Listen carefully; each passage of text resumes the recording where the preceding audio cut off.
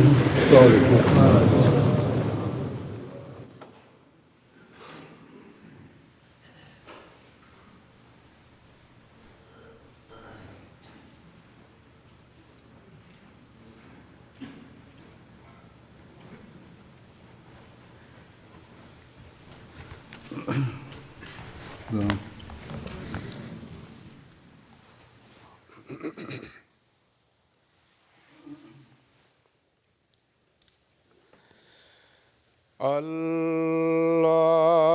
الله أكبر.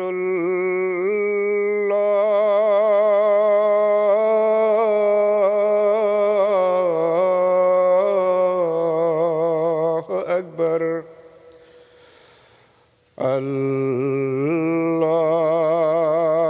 أكبر.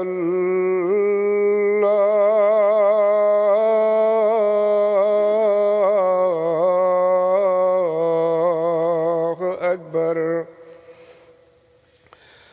أشهد أن لا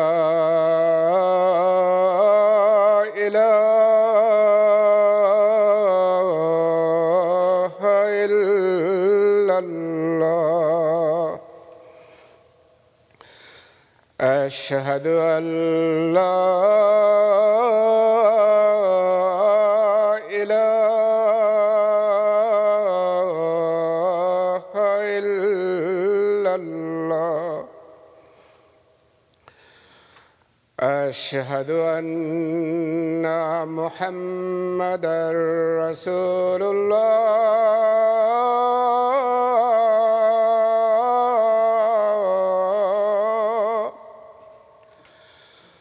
أشهد أن محمدًا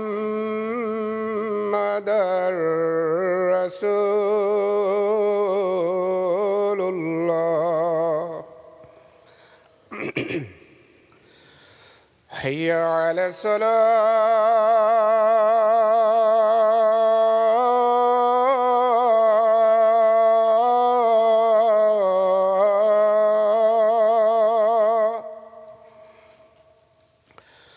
حي على الصلاة.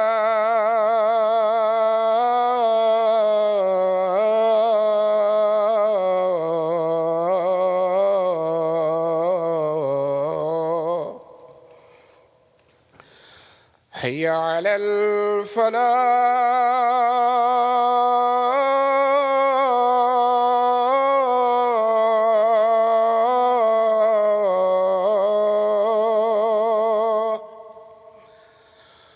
حي على الفلاح.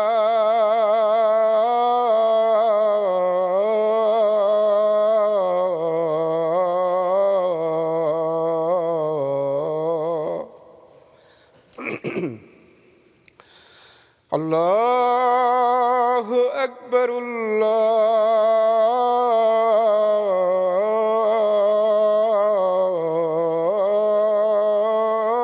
الله أكبر.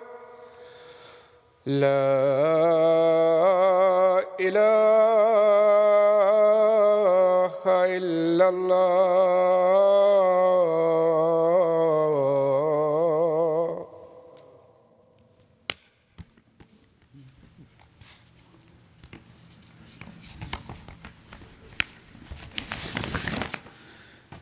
السلام عليكم ورحمة الله. أشهد أن لا إله إلا الله وحده لا شريك له وأشهد أن محمدًا عبده ورسوله. أما بعد فأعوذ بالله من الشيطان الرجيم. بسم الله الرحمن الرحيم. الحمد لله رب العالمين. الرحمن الرحيم. مالك يوم الدين. إياك نعبد وإياك نستعين. اهدنا الصراط المستقيم. صراط الذين أنعمت عليهم غير المغضوب عليهم ولا الضالين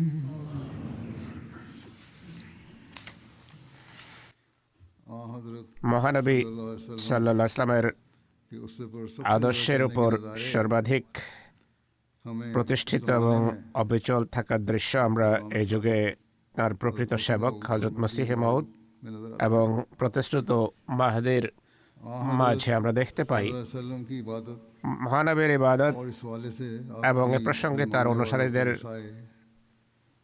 প্রতি ইবাদতের নসিহত, ইবাদত করার পদ্ধতি ও জিক্রে ইলাহি सिखाने के वाकयात এর পদ্ধতি শেখানোর ঘটনাবলী बयान किए गए। বিগত খুতবাগুলোতে বর্ণনা করা হয়েছে।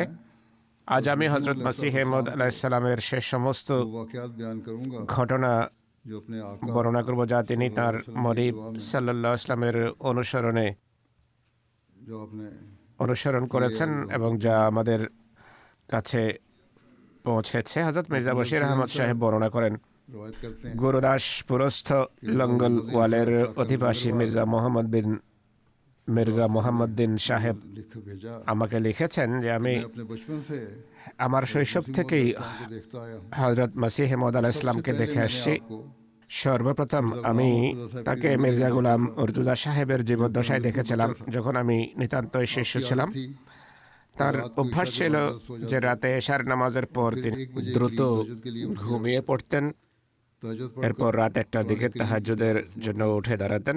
তাহাজ্জুদ পড়ার পর তিনি পবিত্র কোরআন তেলাওয়াত করতেন। सुन्नतें घर में এরপর যখন ফজরের আজান হতো मस्जिद ঘরে সুন্নত পড়ে নামাজের জন্য মসজিদে যেতেন এবং पढ़ते জামাতের সাথে নামাজ পড়তেন।